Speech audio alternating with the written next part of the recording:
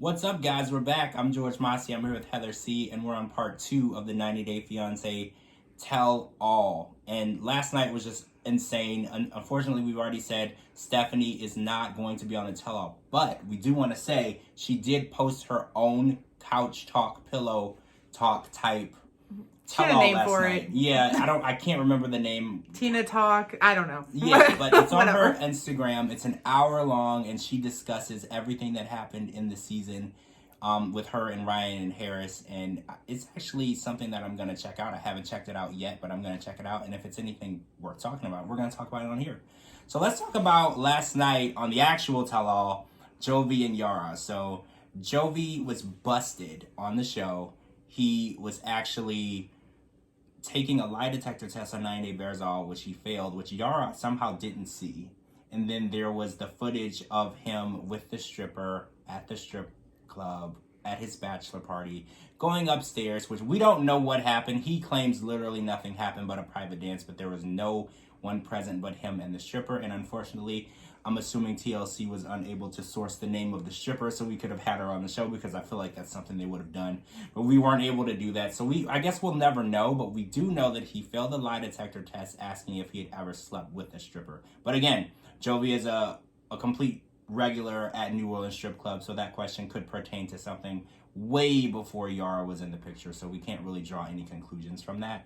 But I do feel bad for Yara and the situation that she's in, because she felt blindsided at the tell-all. She felt like she wasn't prepared for this, and she's a mom, and I already see you're upset because you're gonna say she knew who Jovi was already, right? Okay, if you want me to believe that Yara was completely blindsided by all of it, she was not. This girl knew, like you said, what she was getting herself into. She also watches it on TV.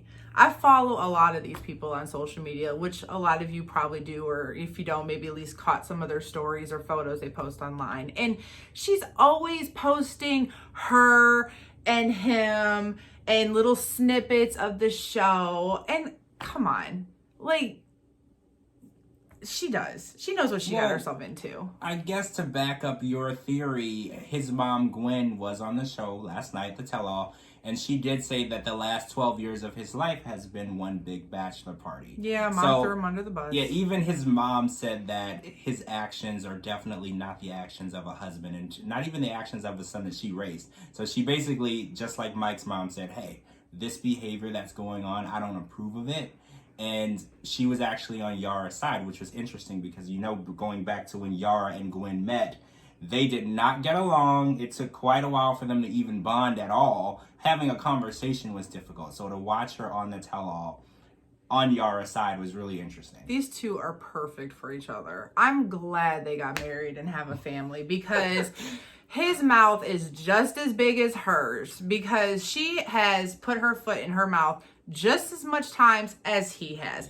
And how could he have any type of opinion yesterday on Mike and saying what a relationship was? In case you don't know what I'm talking about, he fixed his mouth to say something about how he didn't think it was fair that Mike could stand up Natalie, and that's not what a guy would do or a husband would do, and all that. Coming from the guy who left his pregnant girlfriend who had an accident the same day while he went and partied at a strip club.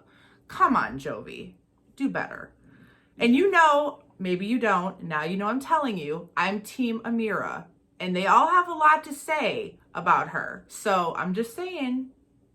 Yeah, we did catch a little glimpse of next week's show, and Amira was there via webcam from France. She's not in America, which everyone is pretty excited about, not because we don't love her, but because she's not here with Andrew. Good.